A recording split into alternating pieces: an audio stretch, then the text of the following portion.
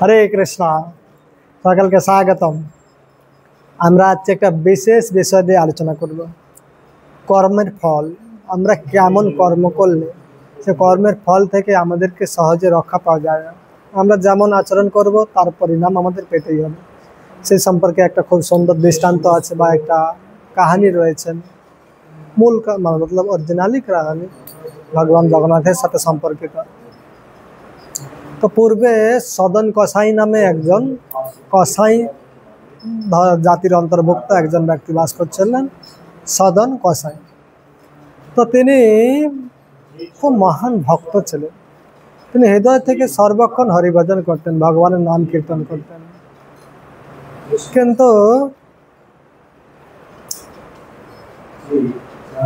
অনাহার বশত তিনি যে দুটো দুবেলা তো কমসে কম পেটে দিতে হবে, পরিবার চালাতে হবে, তাই তিনি কোনো জীবিকা না প্রাপ্ত হতে পেরে তিনি তার যে জাতি ব্যবসা অর্থাৎ কসাই মাংস বিক্রি করা, তিনি সেটাই করতেন। তিনি কখনো নিজে হাতে কোনো জীবকে হত্যা করতেন না, তিনি অন্যের কাছ থেকে মাংস আনতেন, এনে বিক্রি করতেন। তো এইভাবে তিনি সবসময় মুখে সবসময় ভগবানের নাম কীর্তন করতেন, কিন্তু তার এটাতে ভালো লাগতো না, কিন্তু নিজের পরিবার চালানোর জন্য তিনি বারবার এটাই কীর্তন করতেন, এটাই করতেন বাধ্য হয়ে। কিন্তু ভগবান তার ভক্ত থেকে দূরে থাকতে পারে না, তাই তিনি শালগ্রাম শিলারূপে তার কাছে ছিলেন। আর তিনি সাধারণ, তখনকার সময় তার অত পাণ্ডিত্য বিদ্যান ছিলেন না, তিনি ওনাকে একটা সামান্য পাথর জ্ঞান করতেন এবং সেইটা দিয়ে তিনি মাংস বিক্রি, দাঁড়ি বাট খাড়া রূপে ব্যবহার করতেন, আর তাতে তিনি মাংসকে ওজন করে বিক্রি করতেন। তো কোনো এক সময় সেই দোকানের পাশ দিয়ে একজন সাধু যাচ্ছিলেন, আর তিনি শালগ্রামটা দেখে চিনতে পারে এটা সাধারণ পাথর নয়, এটা শালগ্রাম। কিন্তু তিনি ভক্ত ছিলেন সদন কসাই। তো সাধুটা তাকে গিয়ে বলছে যে তুমি এই পাথরটা আমাকে দাও। কিন্তু তিনি পাথরটা অনেকদিন ধরে ব্যবহার করছে, তিনি সেটাকে একটা মানে খুব উজ্জ্বল পাথর বলে মনে করতেন। ঠিক আছে, একজন সাধু যেহেতু চেয়েছে তিনি তাকে দিয়ে দিয়েছে। তো তিনি এই শালগ্রামকে নিয়ে গিয়ে অভিষেক করিয়ে তাকে সুন্দরভাবে পূজা অর্চনা করেছেন এবং তাকে কিছু বলেন না যদিও কসাইকে, তিনি সেটা চুপচাপ দিয়ে চলে গেছে। তো তার সেই যখন তিনি শালগ্রামের সেবা করেছেন, পরবর্তীকালে তিনি রাত্রে যখন বিশ্রাম করেছেন, তখন এই শালগ্রাম ভগবান নারায়ণ তাকে স্বপ্নে আবির্ভূত হয়ে বলছেন, তুমি কেন আমাকে আমার প্রিয় ভক্তের কাছ থেকে নিয়ে চলে এসেছো? আমি আমার ভক্তকে ছাড়া থাকতে পারছি না। সে সর্বক্ষণ আমার নাম করে, আমি তার যে কোমল স্পর্শ, সে যখন মাংস ওজন করার জন্য আমাকে উত্তোলন করে, তার কোমল স্পর্শে আমি খুব আনন্দ লাভ করি। আমি তার বিরহ সহ্য করতে পারছি না, তুমি আমাকে তার কাছে দিয়ে আসো। মানে ভগবান তার মানে ভাবে দেখেন তার ভক্তের প্রতি কত প্রেম করা হয়। তখন কি আর করা যাবে, তখন সাধু খুব শক্ত তাড়াতাড়ি ঘুম থেকে উঠে তিনি ভগবানের সেই স্বপ্নকে উপলব্ধি করে কিন্তু তৎক্ষণাৎ সেই শালগ্রাম নিয়ে তাকে দিয়ে এসেছে এবং তাকে বলে এসেছে তুমি কত মহান ভক্ত, ভগবান তোমার কাছে এইভাবে অবস্থান করছে। তখন তার হৃদয় খুব দুঃখ হলো, আরে আমি ভগবানকে এরকম একটা নোংরা সেবা নিজে করতে হয়েছে। তাই তিনি কি করলেন, ওই শালগ্রামকে হাতে করে তিনি পুরুষোত্তম ক্ষেত্রের উদ্দেশ্যে অর্থাৎ জগন্নাথপুরীর উদ্দেশ্যে রওনা হলেন। কিন্তু যখন জগন্নাথপুরীর উদ্দেশ্যে যাচ্ছিলেন তখন রাস্তাতে সন্ধ্যা হয়ে গেছে, তিনি চিন্তা করলেন আমি একটু বিশ্রাম করি। তাই তিনি কি করলেন, বিশ্রাম করার জন্য একটা গৃহস্থের পরিবারে এসে রাত্রিকালীন জন্য যাপন করার জন্য ওখানে আশ্রয় গ্রহণ করলেন। তো সেখানে পরিবারের ঘরে দুজন থাকতেন, স্বামী স্ত্রী। তো তার স্ত্রীটা কিন্তু পবিত্র ছিল না, মানে সতী ছিলেন না। তো তিনি যখন রাত্রে বিশ্রাম করছেন না, তখন তার মহিলাটা সেই কসাইয়ের প্রতি, সদনের প্রতি খুব একটা প্রেম মতলব কামাসক্ত হয়ে পড়ে। এত সুন্দর যৌবন, এত সুন্দর দেখতে, এত সুন্দর বলিষ্ঠ শরীর, তাকে দেখে তার কামনা বাসনা উদিত হয়। তাই তিনি কি করলেন, রাত্রিবেলা তার প্রতি বিশ্রাম করার, ঘুমিয়ে যাওয়ার পরে তিনি তার কাছে গিয়েছেন, আর গিয়ে বলছে তার কাম বাসনা বলেছে যে তুমি আমার অভিলাষ পূর্ণ করো, আমাকে গ্রহণ করো। তা সদনে বলছেন আপনি আমার মায়ের মতো, আপনি কেন আমাকে পরীক্ষা এসেছেন, আপনি আমাকে ক্ষমা করুন, আমাকে আশীর্বাদ করুন, আমি যেন ভগবানকে লাভ করতে পারি। কিন্তু তিনি এতটাই কামনার দ্বারা জড়িত ছিলেন, তিনি চিন্তা করলেন নিশ্চয় আমার স্বামী রয়েছে বলে আমার সাথে সঙ্গ করতে ভয় পাচ্ছে। তাই তিনি সঙ্গে সঙ্গে একটা তরোয়াল ধারণ করলেন, ঘুমন্ত অবস্থা তার স্বামীকে বধ করলেন। স্বামীকে বধ করে আবার এসেছে, বলছে হে প্রিয়তম, আপনি আমাকে স্বীকার করুন, আপনি আমার স্বামীকে ভয় পাচ্ছিলেন, আমি তাকে একদম পৃথিবী থেকে সরিয়ে দিয়েছি, আপনি আমাকে গ্রহণ করুন। কিন্তু তিনি তাতেও রাজি হলেন না, তিনি আরো ভয় পেয়ে এলেন, তিনি ভগবানের কাছে প্রার্থনা করছেন, হে ভগবান আমাকে রক্ষা করুন। তো তিনি বলছেন, হে মাতা, আমি এরকম করতে পারি না, আপনি আমার মায়ের মতো, আমি ভগবানকে প্রাপ্ত হওয়ার জন্য যাচ্ছি, আপনি আমাকে ক্ষমা করুন। তখন এই মহিলাটা চিন্তা করলেন এভাবে হবে না, তাই তিনি বুঝতে পেরেছেন তাহলে তিনি পতিকে হত্যা করেছে, তো নিজের উপরে দায়িত্ব ঘাড়ে পড়ে যেতে পারে। তাই তিনি কি করলেন, দরজার সামনে গিয়ে ছাতিতে আঘাত করতে করতে চিৎকার করছে, আর এই অতিথিটা এসে আমার স্বামীকে বধ করেছে এবং আমাকে অপহরণ করতে চেষ্টা করেছিল। আর এইভাবে তিনি চিৎকার করছে, রোদন করছেন। তখন গ্রামবাসীরা তার কান্না শুনে এসে উপস্থিত হয়েছে, আর উপস্থিত হয়ে বলছে, তাকে জিজ্ঞাসা করেছে সদনকে যে তুমি এরকম কিছু করেছো, কিন্তু তিনি ভগবানের লীলাসমূহ উপলব্ধি দেখছে যে ভগবান এক কোনো নির্দোষী জীবকে কিভাবে এরকম ভাবে যাতনা দিচ্ছে, তিনি ভগবানের লীলাটা শুধু দেখছেন।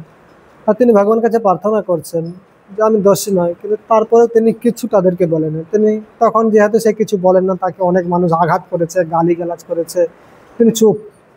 তারপরে সেইটা মামলাটা কোর্টে উপস্থিত হয়, অর্থাৎ রাজদরবারে যায়। তখন তিনি ভগবানের এটা লীলা মনে করে যখন তাকে জিজ্ঞাসা করা এটা কি সত্যি, তিনি দোষ স্বীকার করলেন, হ্যাঁ সত্যি। তখন তার দুটো হাতকে ছেদন করে দেওয়া হলো, তার দুটো হাত কেটে দেওয়া হলো। তিনি তাতেও কিছু বলে না, ভগবানের কাছে তিনি একেবারে রুষ্ট নয়, ভগবান আপনি কেন আমাকে এরকম পরীক্ষা করছেন। তিনি ওই অবস্থাতেই তিনি চিন্তন করছেন, আমি নিশ্চয়ই পূর্বে কোনো পাপ করেছি, সেই পাপের পরিণাম স্বরূপ। তাই তিনি ভগবানকে কাছে প্রার্থনা করে বলছে, সে স্ত্রীটা তার পতিকে হত্যা করেছে, কিন্তু আমাকে হত্যা করলো না, আমার কেবল হাত কাটা গিয়েছে, এটা আমার প্রতি ভগবানের বিশেষ কৃপা। এটা মনে করতে করতে তিনি পুরুষোত্তম উদ্দেশ্যে যাত্রা করছেন। ভগবান জগন্নাথ তার আগে পান্ডাকে বলে দিয়েছে, প্রধান পান্ডাকে, যেরকম আমার একজন প্রিয় ভক্ত আসছে, তুমি যাও তাকে ইমিডিয়েটলি নিয়ে আসো, কারণ সে আমার অত্যন্ত প্রিয় ভক্ত। তখন পান্ডা তাকে নিয়ে আসার জন্য পালকি নিয়ে এগিয়ে গেলেন এবং তাকে নিয়ে এলেন। তখন তিনি যখন ভগবানকে এসে পুরুষোত্তম দেবকে জগন্নাথ দেবকে প্রণাম করলেন, তৎক্ষণাৎ তার দুটো হাত ঠিক হয়ে গেল, বাস যেমন ছিল সেরকম হয়ে গেল। তিনি আশ্চর্য হয়ে গেলেন, কিন্তু তার মন থেকে এটা গেল না কেন আমার হাতটা কাটা হয়েছিল, এর কারণটা কি। তখন ভগবান তাকে স্বপ্নে বললেন যে হে সদন, আমি আমার ভক্তের যে কর্মফল থাকে সেটা থেকে মুক্ত করে তবেই আমার ধামে নিয়ে যায়। তোমার হাতটা কাটা হওয়ার একটা কারণ তুমি শ্রবণ করো। তুমি পূর্বজন্মে একজন খুব সৎ চরিত্রবান ব্রাহ্মণ ছিল, আর ওই যে মহিলাটা যে তার পতিকে হত্যা করেছে ও গাভী ছিল, আর যাকে হত্যা করেছে ওর পতি সে একজন কসাই ছিল।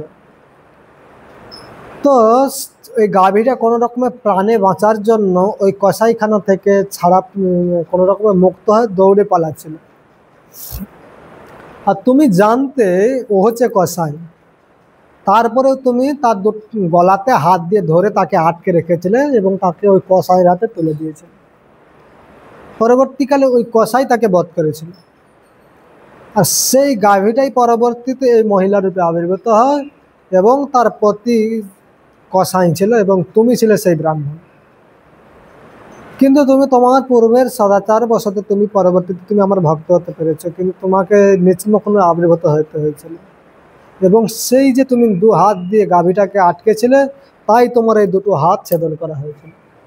কিন্তু তুমি যেহেতু তুমি আমাকে পুনরায় দণ্ডবোধ প্রণাম করেছো, আমার প্রতি সমর্পিত হয়েছে, তাই তোমাকে আমি আবার সে দুটো হাত ফিরে দিলাম। যেহেতু তোমার কর্মের ফল থেকে তোমাকে মুক্ত করা আমার কর্তব্য, তাই আমি তোমাকে অল্প কষ্টের মাধ্যমে তোমাকে মুক্ত করলাম। তো এইভাবে তিনি পরবর্তীতে তিনি সারা জীবন এই পুরুষোত্তম ধামে অতিবাহিত করেছিলেন, ওখানে তিনি অন্তিম নিঃশ্বাস গ্রহণ করেছিলেন। তো এই কাহিনী থেকে আমরা উপলব্ধি করতে পারি, আমরা যেরকম যেমনটা আচরণ করবো, এই জন্মে আমি যা কিছু করবো তার পরিণাম আমাকে ভোগ করতে হবে। কিন্তু ভগবান সেটাকে একটু হালকা করে দেবে আমাদের জন্য। তাই আমাদের, আমি ভক্ত হই আর অভক্ত হই, সর্বদা আমাদেরকে সচেতন থাকা উচিত। আমি যেন এমন কিছু না করি যেটা জগতের জন্য খারাপ হয় এবং আমার নিজের জন্য খারাপ। তাই প্রত্যেকটা মানুষের উচিত এই অপকর্ম, চারটা নিয়ম ঠিকভাবে পালন করা, অন্যকে হত্যা না করা। প্রতিটা জীবের হৃদয়ে প্রাণ রয়েছে। যেমন কিছু কিছু নির্বিশেষবাদী তারা পুনর্জন্ম সম্পর্কে বিশ্বাস করে না। এই সম্পর্কে ছিল প্রভুপাদ একটা শ্লোক উদ্ধৃত দিয়েছেন চৈতন্য চরিতামৃতে। চার্বাক নামক একজন মুনি বলছেন, ঋণং কেতবা ঘেতং প্রবেদ পিবেদ যাবৎ জীবেত সুখেং জীবেত ভস্মীভূতস্য দেহস্য কোতঃ পুনরাগমনং ভাবে। এই চার্বাক ঋষি বলছেন যে ঋণং কতবা কেতবা ঘেতং পিবেদ, অর্থাৎ ঋণ করে ধার করে ঘি খাবে, যাবৎ জীবেত সুখের জীবেত, তুমি যতদিন যাপন জীবিত থাকবে সুখে জীবিত থাকবে। ভস্মীভূতস্য দেহস্য, অর্থাৎ শরীরটা যখন পুরানো হয়ে যায়, কুতঃ পুনরাগমনং ভাবে, সে দেহটা কি পুনরায় আর ফিরে আসে? অর্থাৎ তিনি ছিলেন নিরাকারবাদী, অর্থাৎ তিনি পুনর্জন্ম সম্পর্কে বিশ্বাস করতেন না। প্রভুপাদের বিশ্লেষণে বলছেন সে এরকম একজন নিরাকারবাদী হলেও বা পুনর্জন্ম সম্পর্কে বিশ্বাস না করলেও সে কখনো মাংস খাওয়াকে অনুমোদন করেনি। কি বলেছে? ঋণঙ্কিত বা ঘিতং পিবে, ঘি খাবে, কিন্তু তিনি বলেন নাই যে মাংস খাবে। হ্যাঁ, আর যাবৎ জীবেন সুখেং জীবেত, অর্থাৎ ঘি খাওয়ার মাধ্যমে সুখে থাকা যাবে, কিন্তু মাছ মাংস খেয়ে সুখে থাকা যাবে না, অন্য জীবকে হত্যা করে ভোজন করে সুখে থাকা যাবে না। তাই এই চার্বাক ঋষির দৃষ্টান্ত ছিল প্রভুপাদ বলছেন, পুরাকালে এরকম নিরাকারবাদী নিরেশ্বরবাদী ব্যক্তিরাও কখনো এই গোহত্যা পশু হত্যা অনুমোদন করে যান। আর আমরা তো সবিশেষবাদী, আমরা তো ভগবানকে মানি, ভগবানকে বিশ্বাস করি, তাহলে আমাদের কিভাবে এটা পালন করা উচিত? প্রত্যেকটা জীবের হৃদয়ে প্রাণ রয়েছে। এ নয় যে আমি যেন মনে না করি যে আমার মধ্যে কেবল প্রাণ রয়েছে, আমি শুধু কষ্ট পাই, আমাকে আঘাত করলে লাগে, ওকে লাগে না, এরকম যেন না ভাবি। প্রত্যেকটা জীবের হৃদয়ে ভগবান রয়েছে, আত্মা রয়েছে এবং প্রত্যেকের চেতনা রয়েছে। আমার মধ্যে যেরকম আঘাত করলে আঘাত লাগে, সেরকম প্রত্যেকটা জীবকে আঘাত লাগে। তাই আমাদের এই সকল মানে অন্য জীবকে হত্যা করা থেকে, এই অন্য জীবের মাংস ভক্ষণ থেকে মুক্ত থাকা উচিত। এই কাহিনী থেকে আমরা বুঝতে পারি সাধারণ মাত্রা সে গাভীটাকে আটকেছিল, তার পরিণামস্বরূপ তার হাত দুটো কাটা গিয়েছিল। সে যখন কসাইটা তার গাভীকে হত্যা করেছিল, পরিণামস্বরূপ সেই গাভীটা তার পত্নী রূপে আবির্ভূত হয়ে কসাইয়ের মস্তক ছেদন করেছিল।